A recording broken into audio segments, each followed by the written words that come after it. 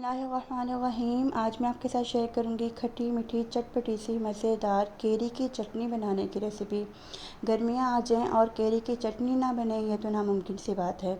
इतनी लजीज ये चटनी बनेगी कि पूरी गर्मियां आपका दिल चाहेगा कि रोटी सालन के बजाय आप केरी की चटनी और रोटी खाकर ही गुजारा कर लें। रेसिपी को आपने आखिर तक देखना है, हर स्टेप को फॉलो कीजिएगा। तो चलते हैं अपनी रेसिपी की तरफ। बिस्मिल्लाहिर्रहमानिर्रहीम। अस्सलाम वालेकुम, मैं हूँ मारिया और आप देख रहे हैं मारिया फूड स्पाइसेस। यहाँ हमारे पास ही तकरीबन 1 किलो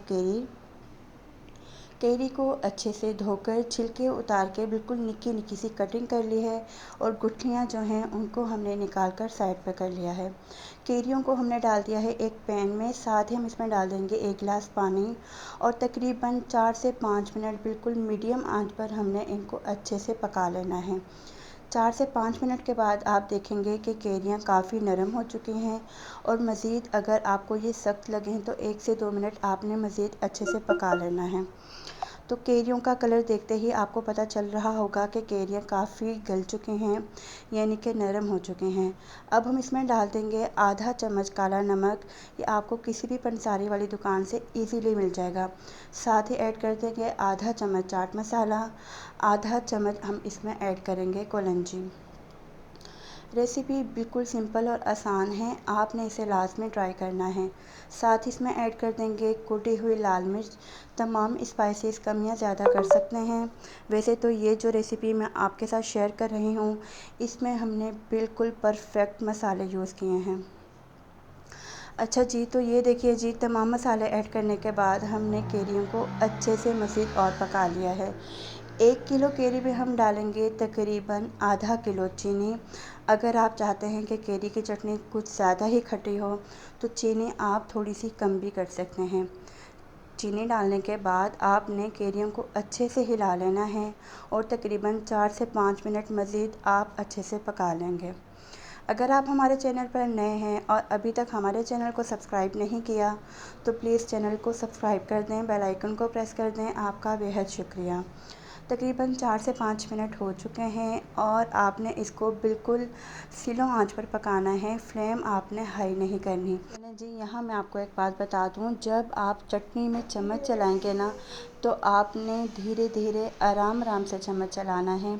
केरी के ये जो क्यूब्स हैं इनको आपने बिल्कुल इसका कोटा नहीं मारना, ठीक है जी, पंजाबी में कहते हैं इसका कोटा नहीं मारना, बल्कि आप इसके इस तरह से आपको नज़र आ रहे होंगे, बिल्कुल इसी तरह से आपने केरी के क्यूब्स रहने देने, ठीक है जी। इससे केरी की चटनी का स्वाद तो बाला हो जाएगा, ठीक है जी।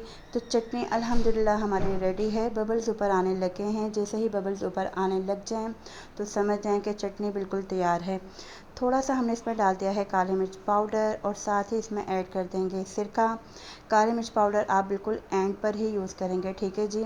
अगर आपने पहले डाल दिया ना तो चटनी का कलर जो है वो बहुत ज़्यादा डार्क हो जाएगा और जो जायका है वो कड़ांगा कड़ांगा, पंजाबी में कहते हैं ना कड़ांगा, वो हो जाएगा, ठीक है जी। सिरका हम इसमें इसलिए यूज़ कर रहे हैं, खटास के लिए सिरका यूज़ नहीं कर रहे, बल्कि इसलिए यूज़ कर रहे हैं कि चटनी की जो लाइफ है वो बढ़े। यानी कि सिरका डालने के बाद आपकी ये जो चटनी है तकरीबन 3 से 4 महीने बिल्कुल सही रहेगी, चटनी ख़राब नहीं होगी। सिरका डालने के बाद आपने चटनी को लाजमी 3 से 4 मिनट मज़ीद पका लेना है। चम्मच चलाते हुए पकाइएगा वरना चटनी नीचे पैन पर चिपक जाएगी या जल जाएगी, ठीक है जी। तो अल्हम्दुलिल्लाह शानदार सी चटनी बिल्कुल तैयार है। चटनी का आप कलर और लुक देखें और शाइन देखें, कितनी खूबसूरत सी इसकी शाइन है। उम्मीद है कि इतनी सिंपल, आसान और मज़ेदार सी ये रेसिपी आपको बहुत पसंद आई होगी। अगर आपने अभी तक रेसिपी को लाइक नहीं किया तो प्लीज़ एक लाइक तो बनता है ना। अगर चैनल को सब्सक्राइब नहीं किया तो प्लीज़ चैनल को सब्सक्राइब कर दें, बेल आइकन को प्रेस कर दें। आपका बेहद शुक्रिया। तो अल्हम्दुलिल्लाह चटनी हमारी बिल्कुल तैयार है। आपने इसे लाजमी ट्राई करना है, फ़ीडबैक लाजमी दीजिएगा। दुआओं में याद रखिएगा। अल्लाह हाफ़िज़।